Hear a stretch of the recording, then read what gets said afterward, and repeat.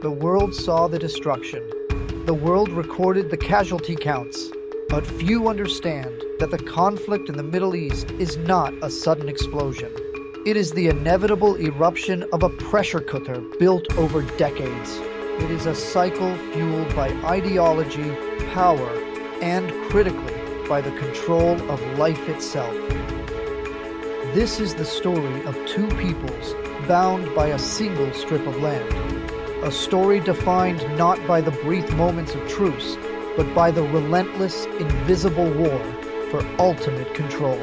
And as we stand in October 2025, that final desperate gamble for peace, or total collapse, is playing out in the corridors of Washington and Riyadh. The stakes are higher than ever, with regional alliances shifting and global powers watching intently. They report the chaos. We reveal the agenda.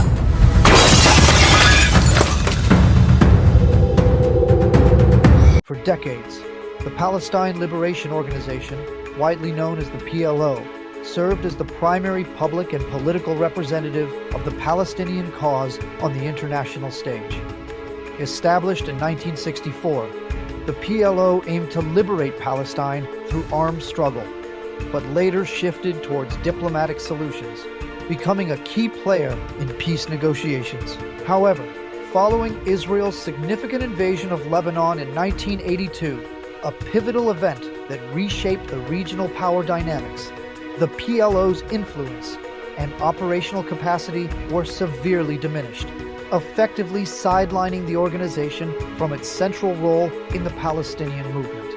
This strategic setback for the PLO created a substantial power vacuum within the Palestinian-occupied territories of Gaza and the West Bank. This void was rapidly and decisively filled by the emergence of a new, more radical and religiously motivated force, fundamentally altering the landscape of Palestinian resistance. In 1987, a tragic incident involving an Israeli military truck that killed 4 Palestinians in Gaza ignited widespread outrage and served as the catalyst for the First Intifada. This spontaneous and popular uprising, characterized by civil disobedience and protests, exploded across the occupied territories, marking a new chapter in the conflict. From the intense fury and widespread discontent of the First Intifada, a powerful new ideology emerged, fundamentally shifting the core objectives and methods of the Palestinian movement. This new force, known as Hamas, would soon redefine the struggle for Palestinian self-determination, while the PLO, under Yasser Arafat, increasingly pursued diplomatic avenues and negotiated settlements. Hamas adopted a starkly different approach. They unequivocally decreed pure resistance, emphasizing armed struggle and rejecting any form of negotiation or compromise with Israel. Hamas articulated its uncompromising stance with absolute clarity, stating in its 1988 charter, "There is no solution for the Palestinian question except through jihad. Initiatives, proposals, and international conferences are all a waste of time and vain endeavors." This declaration underscored their rejection of diplomatic efforts and commitment to armed resistance. With Hamas's rise and its unwavering commitment to armed struggle, coupled with the PLO's diminished role, the stage was irrevocably set for a permanent and deeply entrenched clash between these opposing ideologies and their respective approaches to the Palestinian question. The Second Intifada, which began in 2000, eventually concluded with Israel's dramatic and unilateral withdrawal of all its settlements and military forces from the Gaza Strip in 2005. This significant move was seen by many as a potential turning point for peace in the region. The international community and many observers perceived this withdrawal as a crucial opportunity for peace and stability. However, the following year, in a stunning and unexpected political upset, Hamas secured a majority of seats in the Palestinian legislative elections, fundamentally altering the political landscape. This electoral victory immediately triggered a profound internal split within the Palestinian leadership. Hamas subsequently seized full and exclusive control of the Gaza Strip, while the rival PLO faction, Fatah, maintained its governance and leadership in the West Bank, creating a divided Palestinian Authority. Consequently, Gaza transformed into a self-governing enclave, geographically isolated and politically distinct, yet perpetually walked in an ongoing and often violent conflict with Israel. This situation has led to frequent escalations and a humanitarian crisis within the Strip. However, the crisis was not confined solely to the Palestinian territories. It had already expanded into a regional issue. Across Israel's northern border, its 1982 occupation of southern Lebanon inadvertently catalyzed the formation of another, far more powerful and ideologically driven Iranian proxy, Hezbollah. The rapid emergence and growing military prowess of this new Shiite militia, Hezbollah, profoundly surprised and alarmed Israeli leaders. Its sophisticated tactics and strong ideological backing quickly established it as a formidable non-state actor in the region. After Israel completed its withdrawal from Lebanon in 2000, then Defense Minister Yitzhak Rabin reflected on the terrifying and unforeseen consequences of the 1982 invasion. He famously remarked, "The war let the Shiites out of the bottle. No one predicted it," acknowledging the profound miscalculation of Hezbollah's potential. Rabin's warning was stark and prescient. He cautioned that Hezbollah possessed the potential for a type of terrorism that Israel had not yet experienced. This indicated a new and more complex threat, distinct from previous adversaries, capable of sophisticated and devastating attacks. Ultimately, a conflict limited to the confines of Gaza and the West Bank was never considered the most significant threat. The true and greatest danger was always the potential for a broader regional war. And by this point, all the critical pieces for such a devastating conflict were ominously in place. Yet the ongoing war in the Middle East is not exclusively waged with rockets and competing ideologies. It is also fiercely fought over a resource so fundamentally essential, so basic to human survival, that its control literally dictates life or death for millions of people across the region. This critical resource is water, a silent but deadly battleground. In any conflict, power is often defined by what you can control unseen, especially when it comes to vital resources. This unseen control dictates the very fabric of life and survival for populations, shaping their destinies in profound ways. It's a subtle, yet potent form of dominance that often goes unnoticed by the casual observer. Yet, its effects are deeply felt by those living under its influence. In the Jordan River Basin, that control is absolute and meticulously managed. The flow of water, from its source to its distribution, is precisely orchestrated, ensuring that certain areas flourish while others remain parched. This deliberate manipulation of a fundamental resource highlights a stark imbalance of power, where access to life-sustaining water is not a right, but a privilege granted or withheld. Scholars call it Hydro-Hegemony, the political domination of water resources by the powerful actor. This concept describes how a dominant state leverages its military, economic, and technological superiority to control shared water sources, thereby influencing the political and social landscape of an entire region. It's a strategic tool that extends influence far beyond mere resource management, impacting sovereignty and human rights. For Israel, access to the Jordan River Basin is mandatory for the region's survival, a strategic imperative deeply intertwined with national security and development. The basin provides essential water for agriculture, industry, and domestic use, making its control a cornerstone of Israel's long-term viability. This critical dependence underscores the intensity of the struggle for water rights in the area. After the 1967 war, Israel wielded a multi-pillar power structure: military strength, technological superiority, and international support to maintain dominance over the basin. This comprehensive approach allowed Israel to establish and enforce its control over water resources, effectively creating a system where its needs were prioritized. This intricate network of power ensures a continuous flow of water to Israeli communities and agricultural projects, solidifying its strategic advantage. The result is a structural constraint on Palestinian communities in the occupied territories, forcing dependence on Israel for this essential resource. This dependency manifests in severe water shortages, particularly during peak demand, and limits the agricultural and economic development of Palestinian areas. The average Israeli uses 4 to 6 times more water than the average Palestinian in the occupied Palestinian territories, illustrating this stark disparity. Palestinians living in the West Bank, right beside the Jordan River, cannot approach the river, much less pump from it. They are prohibited from accessing their natural water sources and are even restricted from collecting rainwater throughout most of the West Bank. This severe limitation on access to water, a basic human right, underscores the extent of control exerted over their daily lives and future prospects. Their water fate is decided by the power asymmetries established decades ago, with Israel controlling over 80% of the water reserves in the West Bank.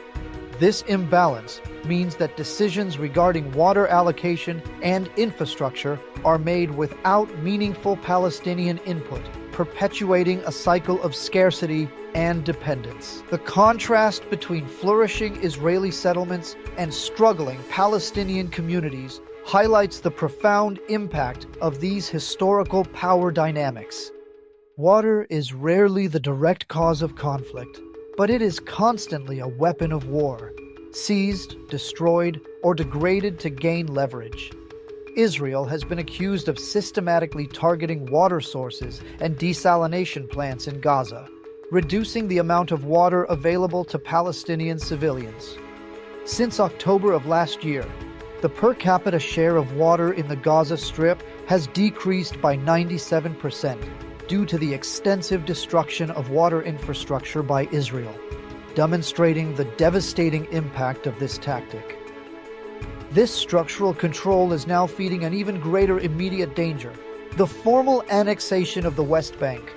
The expansion of Israeli settlements, which consume a disproportionately large share of the local water, is a clear indicator of this impending change.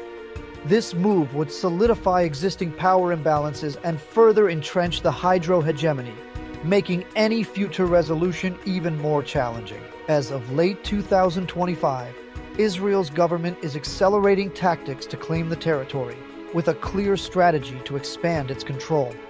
This includes the continued expansion of settlement structures, transforming open land into developed areas that further fragment Palestinian communities. The visual evidence of this rapid development underscores the urgency and scale of these annexation efforts. Under ultra-nationalist ministers, the management of the West Bank is shifting from military to civilian control, effectively extending Israeli sovereignty. This transition blurs the lines between occupation and annexation, integrating the West Bank more deeply into Israel's administrative and legal framework. The stark shift in governance signals a permanent change in the status of the territory, with profound implications for its inhabitants. Israel is legalizing settler outposts and demolishing more Palestinian homes, the culmination of a long strategy to squeeze Palestinians into tinier pockets by force. This systematic displacement and expansion of settlements are designed to create irreversible facts on the ground, making a contiguous Palestinian state virtually impossible.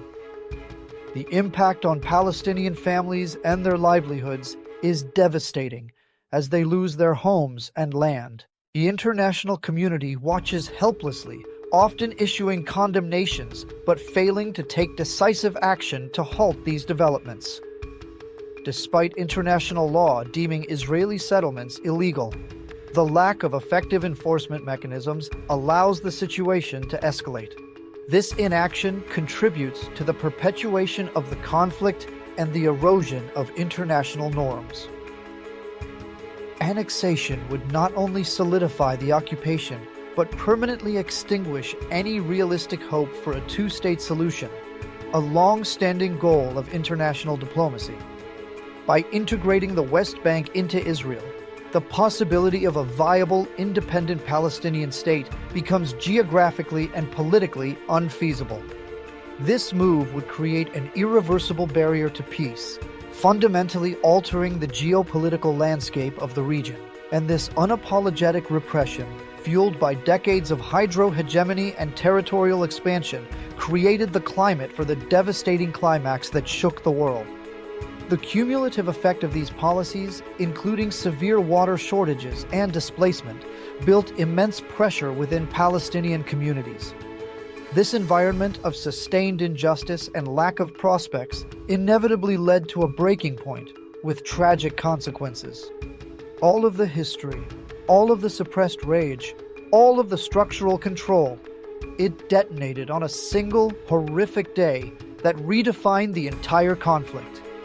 This explosion of long-simmering tensions brought to the forefront the deep-seated grievances and the profound impact of hydro-hegemony and annexation on the lives of millions. The events of that day irrevocably altered the trajectory of the Israeli-Palestinian conflict, demanding a re-evaluation of past policies and future prospects. October 7th, 2023 marked a tragic turning point in the Israeli-Palestinian conflict.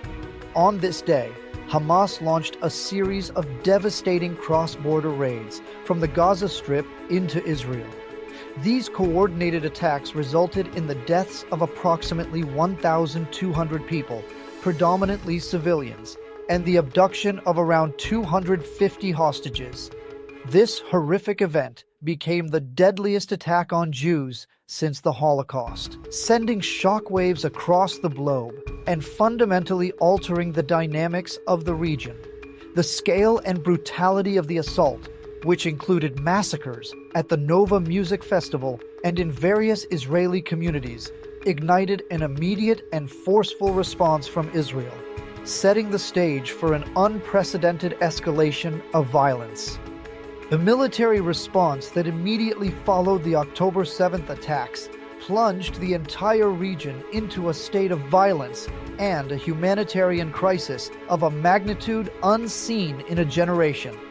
The intensity of the conflict rapidly escalated, leading to widespread destruction and immense suffering. This period was characterized by a rapid deterioration of living conditions for millions, as the cycle of retaliation and counter-retaliation spiraled out of control. The immediate aftermath saw a dramatic increase in casualties and displacement, creating an urgent need for international intervention and humanitarian aid. The retaliation from Israel devastated Gaza, leading to catastrophic consequences for its civilian population and infrastructure. More than half of the Strip's buildings were destroyed or severely damaged, rendering countless homes uninhabitable and displacing a vast number of residents. The human toll was equally staggering, with tens of thousands of Palestinians killed, including a significant number of women and children. This widespread destruction and loss of life created an unprecedented humanitarian catastrophe, with essential services collapsing and the population facing immense hardship and displacement. Amidst the relentless ground invasion and intensive bombing campaigns, the very resources essential for life itself became deliberate targets or were severely compromised. This included critical infrastructure such as water treatment plants, power grids, and healthcare facilities, all vital for sustaining civilian populations. The targeting of these fundamental resources exacerbated the humanitarian crisis, making survival increasingly difficult for those trapped in the conflict zones. This tactic of war had profound and long-lasting implications for public health and welfare. Combatants purposely targeted or severely compromised water resources and infrastructure in both Gaza and Ukraine, imperiling public health and welfare in a brutal tactic of war. In Gaza, the destruction of water facilities and infrastructure severely limited the availability of clean water, exacerbating the humanitarian crisis.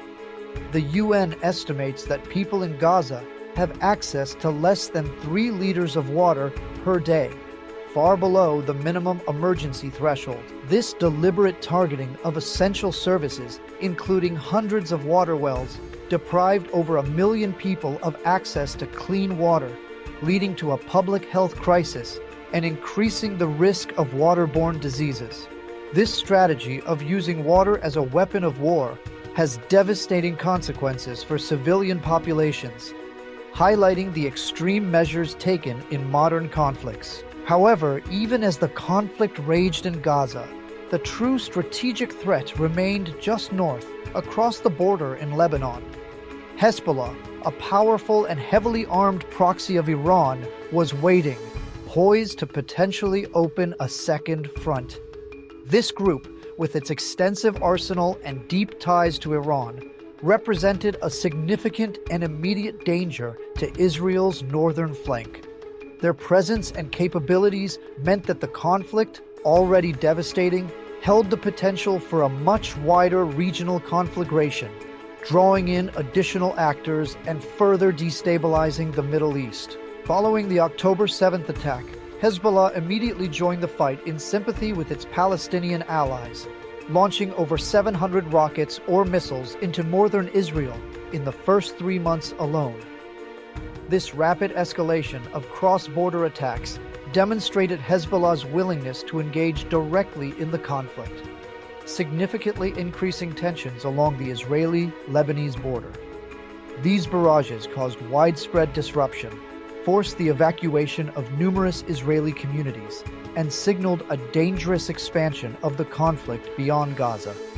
The consistent rocket fire underscored the immediate and severe threat posed by Hezbollah's involvement. By 2024, the group was estimated to possess an astonishing arsenal of 150,000 rockets and missiles, all pointed squarely at Israel. This vast and sophisticated collection of weaponry represented an existential threat capable of overwhelming Israel's defenses and causing immense destruction across the country. The sheer volume and advanced capabilities of these munitions meant that any full-scale conflict with Hezbollah would be far more devastating than previous engagements, posing an unprecedented challenge to Israel's security and stability. This formidable arsenal underscored the gravity of the situation and the potential for widespread regional conflict.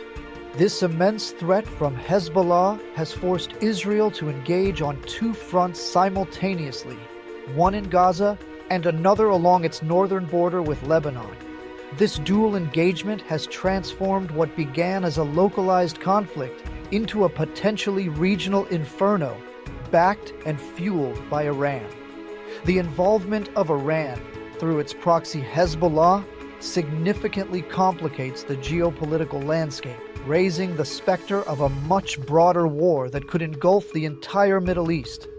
The 2-front war stretches Israel's military resources and increases the risk of miscalculation, making a peaceful resolution even more elusive. The cycle of violence seemed unbreakable, with each act of aggression met by a more forceful response, perpetuating a seemingly endless loop of conflict.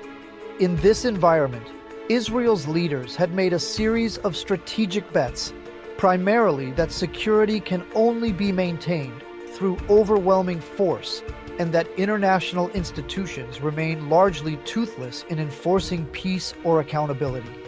This perspective shaped their military and diplomatic strategies, leading to a hardened stance that prioritized security operations above all else. This approach reflected a deep-seated belief that only a strong military posture could guarantee the nation's survival in a hostile region. In pursuing this path, Israel's leadership discarded even the pretense of political accommodation or diplomatic solutions, believing them to be ineffective or counterproductive. This hardened stance led to a complete breakdown in dialogue and trust, pushing the conflict to a point of total diplomatic paralysis.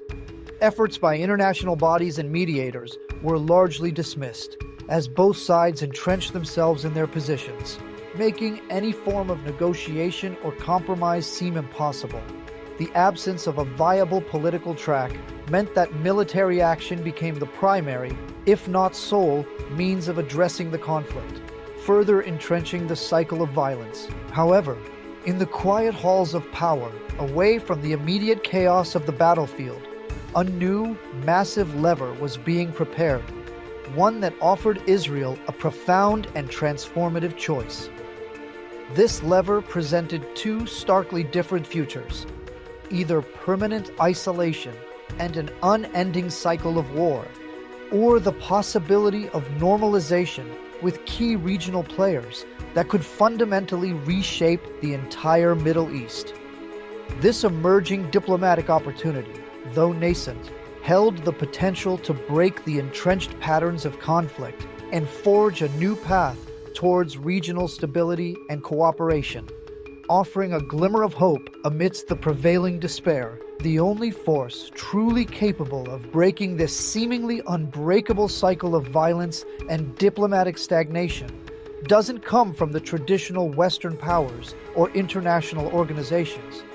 Instead, it comes from within the Arab world itself, specifically from the influential and economically powerful nations of the Gulf region.